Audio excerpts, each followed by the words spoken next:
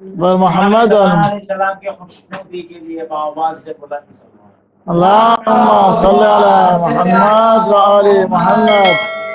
جنت البقیع کی تعمیر کے لیے آواز سے بلند اللہم صلی علی محمد وآل محمد۔ مرحومین کے درجات میں بلندی کے لیے، گناہوں کی مغفرت کے لیے صلوات پڑھیں محمد وآل محمد کے لیے۔ اعمال کی قبولیت کے لیے آج کی شب جو ہے وہ بڑی عظمتوں والی شب ہے، برکتوں والی شب ہے، لہذا آج کی شب کی برکت حاصل کرنے کے لیے، اس لیے کہ اہل بیت اطہار علیہ الصلوۃ والسلام پر درود بھیج کے اگر کوئی کام کیا جائے تو وہ دعا بھی قبول ہوتی ہے اور وہ کام بھی جو ہے وہ قابل قبول ہوتا ہے، لہذا 3 مرتبہ جو ہے وہ بآواز بلند صلوات پڑھیں آپ لوگ۔ اللہم صلی علی محمد وآل محمد۔ اللہم صلی علی محمد وآل اللہم صلی علی محمد وآل محمد۔ لا حول ولا قوة إلا بالله العلي العظيم۔ أعوذ بالله من الشيطان اللعين الرجيم، بسم الله الرحمن الرحيم۔ الحمد لله الذي هدانا لهذا وما كنا لنهتدي لولا أن هدانا الله، لقد جاءت رسول ربنا بالحق، والصلاة والسلام على أشرف الأنبياء والمرسلين وخاتم النبيين، محبوب رب المشرقين ورب المغربين، جد الحسن والحسين، مولانا مولى الثقلين أبي القاسم محمد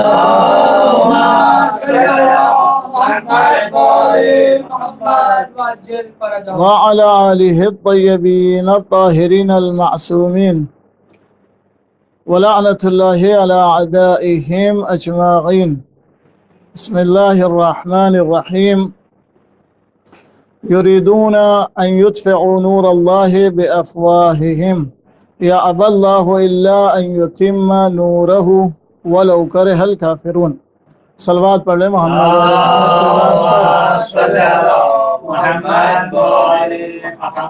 اس سے پہلے بسم اللہ الرحمن الرحیم۔ اللہم کن لولیک الحجۃ ابن الحسن صلواتک علیہ وعلی آبائہ فی هذه الساعة وفي كل الساعة وليا وحافظا وقائدا وناصرا ودليلا وعينا حتى تسكنه أرضك طوعا وتمتعه فيها طويلا برحمتك يا أرحم الراحمين۔ اللهم صل على محمد وعلى محمد۔ آج کی شب عظمتوں والی شب ہے، برکتوں والی شب ہے۔ آج کی شب کو شب براعت بھی کہا جاتا ہے۔ براعت یعنی گناہوں سے آزادی والی شب ہے۔ شب براعت جہنم سے آزادی والی شب ہے، براعت ہے۔ بعض روایت میں ملتا ہے کہ جتنے گنہگار اللہ رب العزت شب قدر میں آزاد کرتا ہے، اتنے یا اس سے دوسری منزل پر، دوسرے درجے پر اگر کوئی کسی شب میں، شب قدر کے بعد اللہ گنہگاروں کو آتش جہنم سے اگر آزاد کرتا ہے تو وہ آج کی شب ہے، یعنی شب 15 شعبان، جسے شب برات بھی کہا جاتا ہے۔ صلوات پڑھ لیں محمد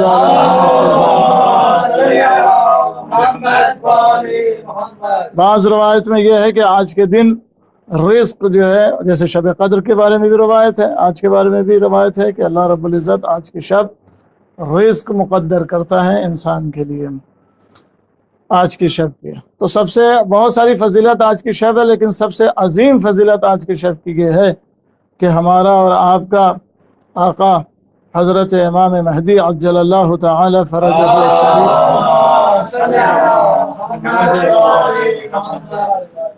جو اس کائنات میں جن کا ظہور ہوا، جن کا وجود ہوا اس کائنات میں، جو اس کائنات میں تشریف لے آئے، یہ ہمارے لیے سب سے بڑی عید ہے، خوشی ہے، اس لیے کہ امام کا وجود، امام علیہ الصلوۃ والسلام آج کے دن اس دنیا میں تشریف لے آئے ہیں۔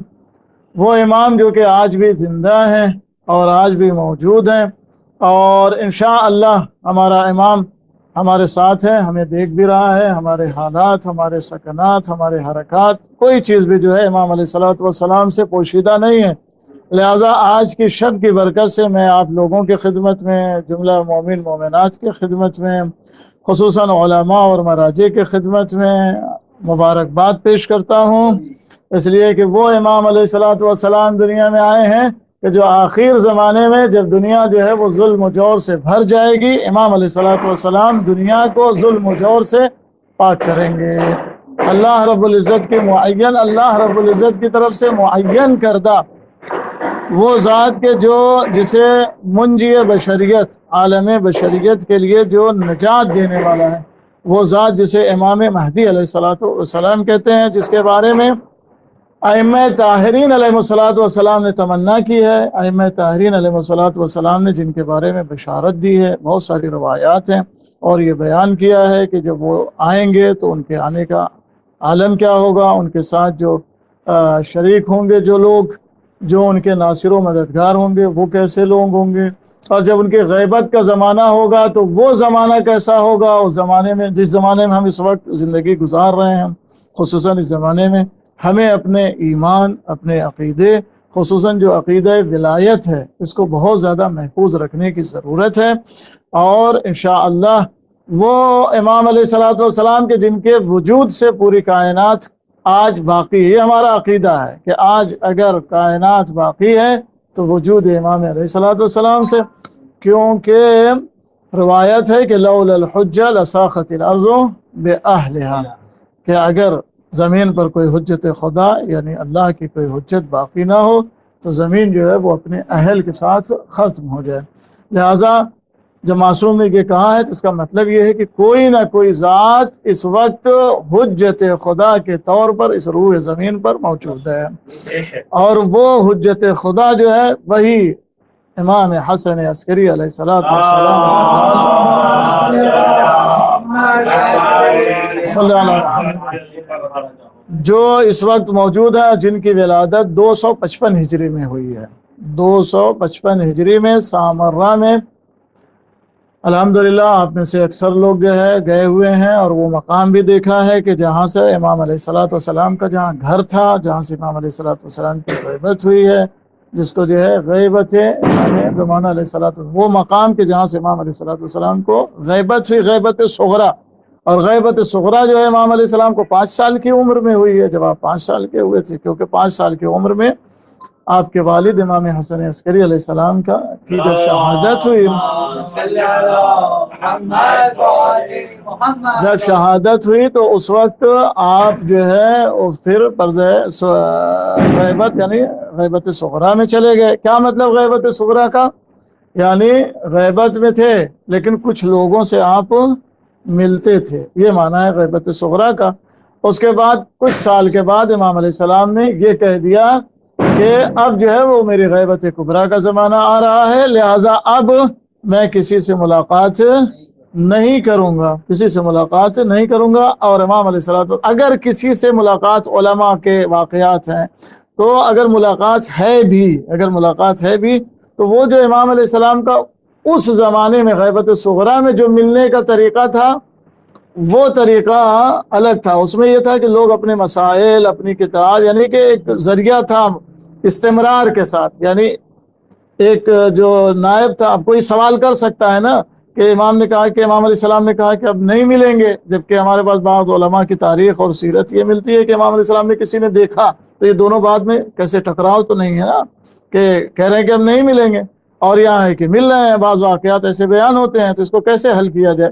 کہ وہ جو طریقہ تھا ملنے کا، وہ طریقہ یہ تھا کہ ایک شخص جو ہے وہ اپنا لوگوں کے مسئلے مسائل لیتا تھا، جا کے امام علیہ السلام کو بتاتا تھا، امام علیہ السلام مسئلے مسائل کے حل بتاتے تھے، وہ پھر اس کو آ کر لوگوں کے درمیان میں بتاتا تھا، اور یہ چیز استمرار کے ساتھ تھی۔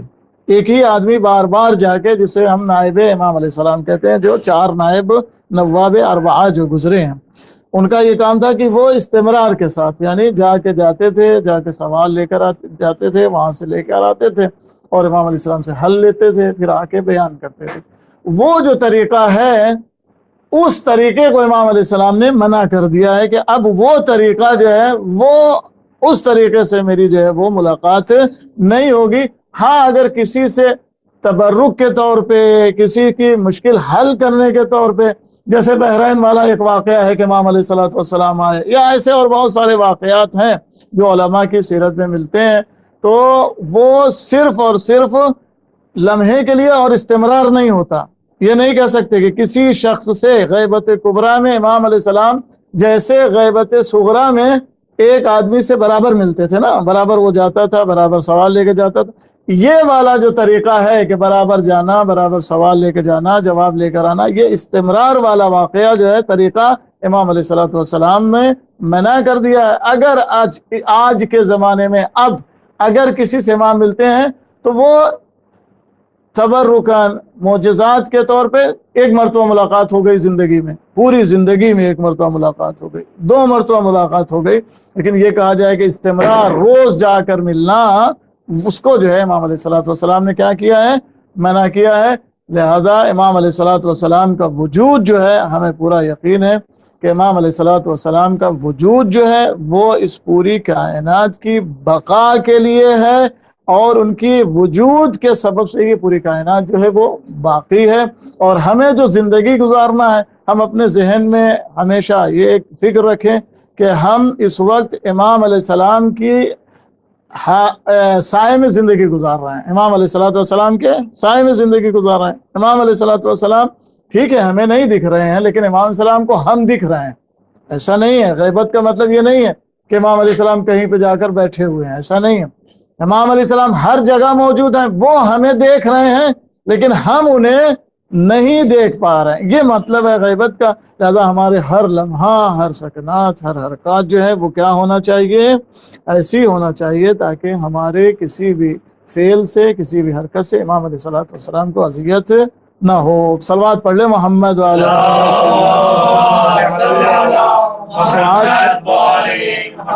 تو آج بڑا اچھا ماحول ہے۔ ہم امام علیہ الصلوۃ والسلام کی ولادت کے موقع پر، ولادت امام علیہ السلام کی کب ہوئی ہے؟ 255 ہجری میں ہوئی ہے، 255 ہجری میں امام علیہ السلام کی ولادت ہوئی ہے۔ اور ولادت امام علیہ السلام کو جن لوگوں نے دیکھا ہے، یہ 5 سال کی عمر میں بہت سارے لوگ ہیں کہ جنہوں نے امام علیہ السلام سے جو ملاقات کیا ہے، جنہوں نے روایت کی ہے کہ ہم نے امام علیہ السلام سے ملاقات کی ہے، ہم نے امام علیہ السلام کو دیکھا ہے، ان میں سے جو سب سے پہلی شخصیت ہے جس نے امام علیہ السلام کو دیکھا وہ جناب حکیمہ خاتون ہے۔ وہ کہتی ہیں کہ امام حسن عسکری علیہ السلام نے جب ولادت کی تاریخ آئی ہے تو بلایا ہے، اور بلانے کے بعد کہا ہے پھوپھی آج آپ یہیں پر رک جائیں، اور پھر بتایا کیوں؟ کہا اس لیے کہ آج حجت خدا اس روئے زمین پر آنے والا ہے، آج حجت خدا اس روئے زمین پر آنے۔ وہ کہتی ہیں کہ میں نے سوال کیا کہاں آنے والا ہے، کہاں، کس جگہ پر؟ کہا آج نرجس خاتون جو ہے ان کے یہاں حجت خدا آنے والا۔ کہا کوئی آثار نہیں تھے کہ جہاں ان کے یہاں ولادت ہو، لیکن وہ خدا کہ جو جناب عیسیٰ کو بغیر باپ کے پیدا کر سکتا ہے تو بغیر آثار کے حضرت محمد المہدی علیہ الصلوۃ والسلام کو بھی اس دنیا میں بھیج سکتا ہے۔ لہٰذا وہ کہتی ہیں کہ ہم نے صبح کی نماز پڑھی اور جناب نرجس خاتون نے بھی نماز پڑھی، اس کے بعد جو میں نے دیکھا تو ایک جیسے چاند کا ٹکڑا جو ہے وہ آسمان سے زمین پر آیا ہو، اور اس چاند کے ٹکڑے سے ایک نور جو ہے وہ زمین سے لے کر آسمان تک جا کر مل رہا تھا۔ ایسا نور تھا جو زمین سے آسمان تک جا کے مل رہا تھا۔ کچھ پرندے آ کے اس نو مولود، اس امام برحق کے کچھ سفید پرندے تھے جو آ کے اپنے پروں کو امام علیہ الصلوۃ والسلام کے چہرے سے مس کر رہا تھا۔ کہتی ہیں میں نے جا کے جب حسن عسکری سے بیان کیا کہ یہ کیا ماجرا ہے تو فرمایا یہ پرندے نہیں ہیں بلکہ آسمان سے فرشتے آ رہے ہیں اور اپنے آپ کو حجت خدا سے مس کر کے متبرک ہو رہے ہیں۔ یہ ہے ہمارے ائمہ طاہرین علیہ الصلوۃ والسلام کی عظمت کہ جب وہ دنیا میں آتے ہیں یا ان کا وجود اتنا باعظمت ہے، وہ اتنے بابرکت ہیں کہ چاہے وہ امام حسین علیہ الصلوۃ والسلام ہو یا چاہے امام حجت ہوں یا ان کے علاوہ کوئی بھی امام ہو، آسمان سے فرشتے آتے ہیں ان کے در سے برکت حاصل کرنے کے لیے۔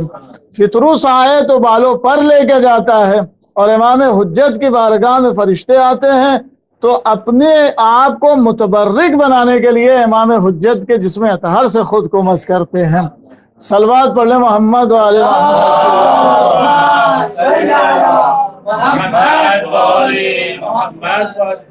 لہذا ہمیں ہر اعتبار سے امام علیہ السلام کہ آج ہماری بہت ساری ذمہ داریاں ہیں۔ امام علیہ السلام پردہ غیب میں ہیں، بہت ساری ہماری ذمہ داریاں ہیں۔ ایک ذمہ داری ہے کہ ہم اپنے آپ کو روحانی اعتبار سے تیار کریں۔ دوسری جو ذمہ داری ہے وہ یہ ہے کہ اس وقت جو امام علیہ السلام کی اگر کوئی مدد کر سکتا ہے، وہ مدد کیسے ہوگی؟ خود امام علیہ السلام کے جو شیعہ ہیں، چاہنے والے ہیں، ان کی مدد کرنا گویا یہ کہ امام علیہ السلام کی مدد ہے اس دور میں۔ اب وہ مدد جو ہے بہت سارے طریقے سے ہو سکتی ہے۔ اس وقت امام علیہ السلام کے لیے، امام علیہ السلام کے وہ 313 بہت سی روایتیں ملتا ہے کہ 313 افراد چاہیے جو ان کے وہ کمانڈر مین ہوں گے۔ 313 ایسے ہوں جیسے ابو ذر، جیسے ایسے یعنی اعلیٰ شخصیت ہونی چاہیے کہ جب امام علیہ السلام آئیں گے تو ان کو جگہ جگہ پر اپنا نائب بنائیں گے، کہ دنیا کوئی چھوٹی تو ہے نہیں، اتنی بڑی دنیا ہے، اس دنیا میں جگہ جگہ اپنا نائب بنانے کے لیے، اپنا نائب اور وسیع بنانے کے لیے 313 لوگ چاہیے۔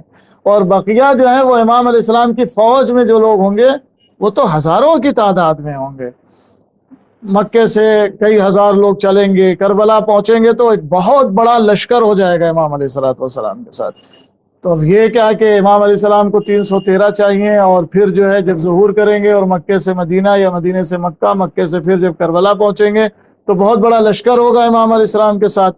جبکہ امام کہہ رہے ہیں ہمیں 313 چاہیے، تو وہ جو 313 ہیں وہ کیسے چاہیے؟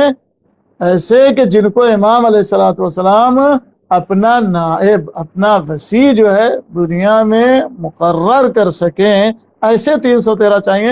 واحلہ بقیہ جو ان کی فوج میں ہوں گے وہ تو بہت زیادہ ہیں، بہت سے مومنین ہوں گے، بہت ساری مومنات ہوں گے۔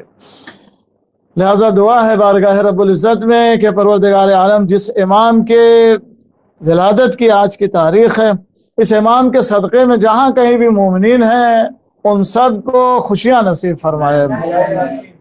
اور دعا ہے بارگاہ رب العزت میں کہ پروردگار آج کی شب براءت کی یہ جو گھڑی ہے، اس گھڑی میں ہمیں اپنی رحمت اور سے جو ہے وہ مایوس نہ کر، بلکہ ہمیں جو ہے اپنی رحمت زیادہ سے زیادہ پروردگار عطا کرے۔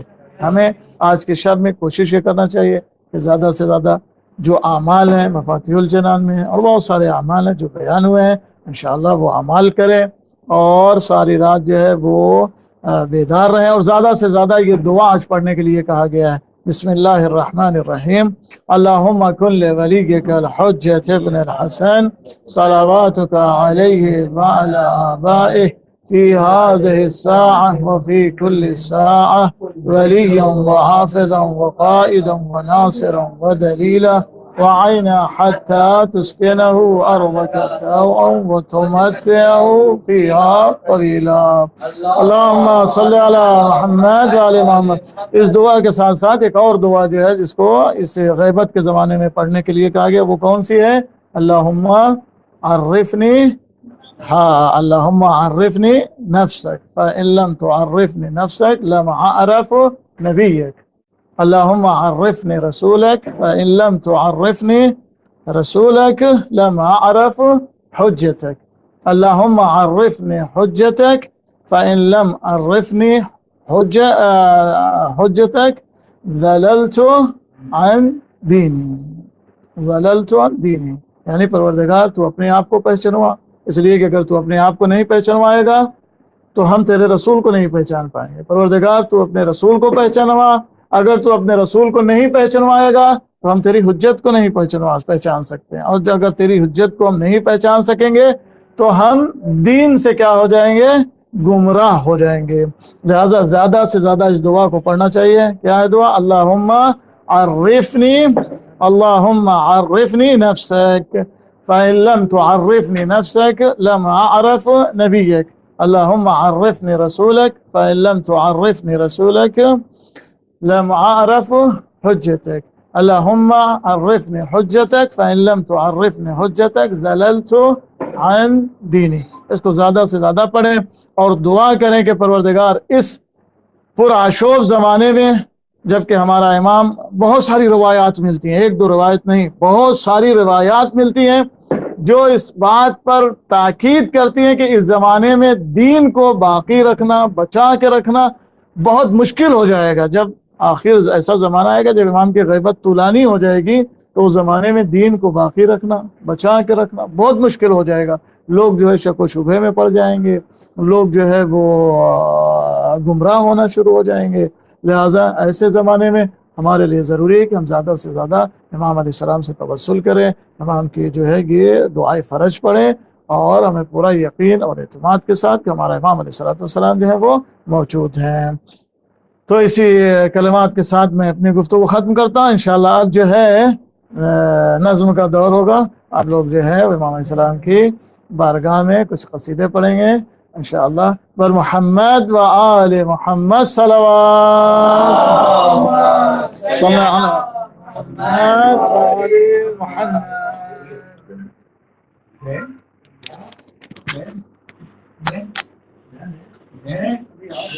السلام عليكم أئمة الهدى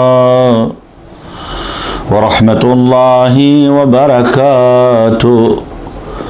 أستودعكم الله وأقرأ عليكم السلام. آمنا بالله وبالرسول وبما جئتم به ودللتم عليه. اللهم فاكتبنا مع الشاهدين.